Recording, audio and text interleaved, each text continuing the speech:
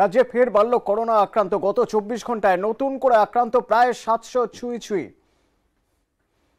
গত দুদিন ধরেই আক্রান্তের সংখ্যা বেড়ে চলেছে। 15ই অক্টোবর থেকে যদি আমরা হিসেব ধরি তাহলে 18ই অক্টোবর এসে 451 থেকে 690-এ পৌঁছেছে। 4 দিনে রাজ্যে করোনা সংক্রমণ 451 ছিল 15ই অক্টোবর, 16ই অক্টোবর 443, 17ই অক্টোবর 624 এবং 18ই অক্টোবর তা বেড়ে দাঁড়ালো 690। এবং পজিটিভিটি রেট 3%, যা ভাবাচ্ছে চিকিৎসকদের। আমরা কথা বলেছিলাম চিকিৎসক দীপ্তেন্দ্র সরকারের সঙ্গে।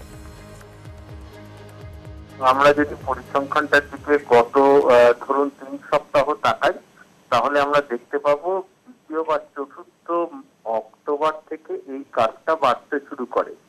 তার আগে পর্যন্ত দৈনিক কেস পজিটিভিটি রেট যেখানে 1.6 থেকে 1.8 এর সাথে ঘোরাফেরা করছিল এবং প্রায় 2 মাস ধরে ঘোরাফেরা করছিল, তারপর থেকে ওটা পারসিস্টেন্টলি 2 এর উপরে গিয়ে পৌঁছয়।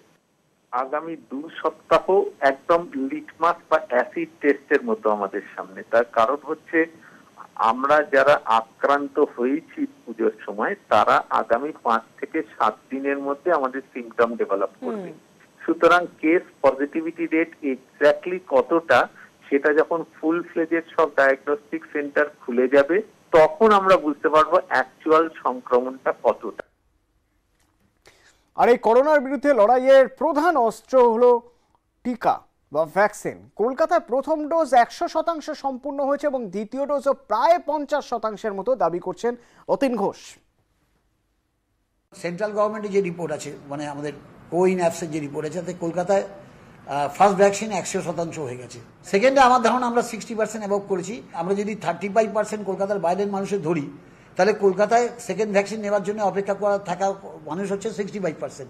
তো আমরা ইতিমধ্যেই 50% অ্যাবভ করে ফেলেছি।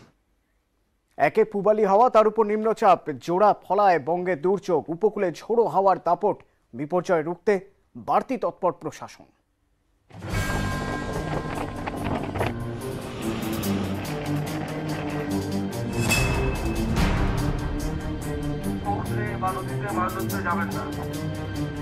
রবিবার রাত থেকে কলকাতায় বৃষ্টি শুরু। লাগাতার বৃষ্টি দক্ষিণবঙ্গের বিভিন্ন জেলায়। লক্ষ্মী পুজো পর্যন্ত দুর্যোগের পূর্বাভাস।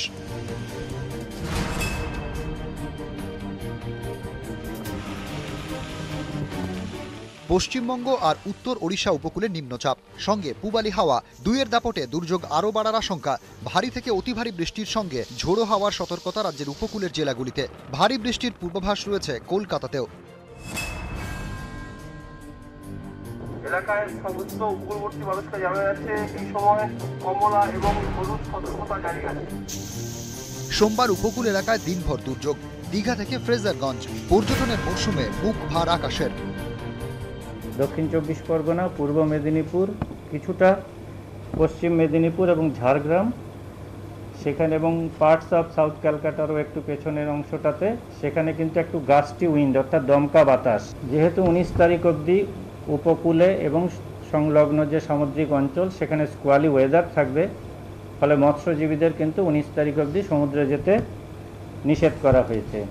উপকূলীয় এলাকার সামনে কোটাল, এতে দুর্যোগ আরও বাড়ার আশঙ্কা উপকূল এলাকায়, তাই মাইকিং শুরু। দুর্যোগের কারণে সমুদ্র থেকে ফিরছেন মৎস্যজীবীরা। পরিস্থিতি খারাপ, ওখানে ঝড় বাতাস, বিশাল হাওয়া বাতাস ছিল, ট্রলার ঘোরানো যায়নি, ট্রলার চালানো বিশাল মুশকিল ছিল।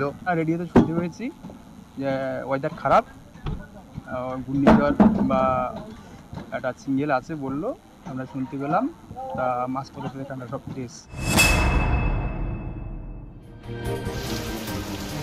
সোমবারের পর মঙ্গলবারও কলকাতা সহ দক্ষিণবঙ্গের জেলাগুলিতে ভারী বৃষ্টির পূর্বাভাস। মঙ্গলবার দার্জিলিং, কালিম্পং, আলিপুরদুয়ার, জলপাইগুড়ি ও কোচবিহারে ভারী থেকে অতি ভারী বৃষ্টির সম্ভাবনা রয়েছে। বৃহস্পতিবারের আগে আবহাওয়া ভালো হওয়ার সম্ভাবনা প্রায় নেই, ফলে এবার লক্ষ্মী পুজোতেও বৃষ্টি। নিউজ 18 বাংলা।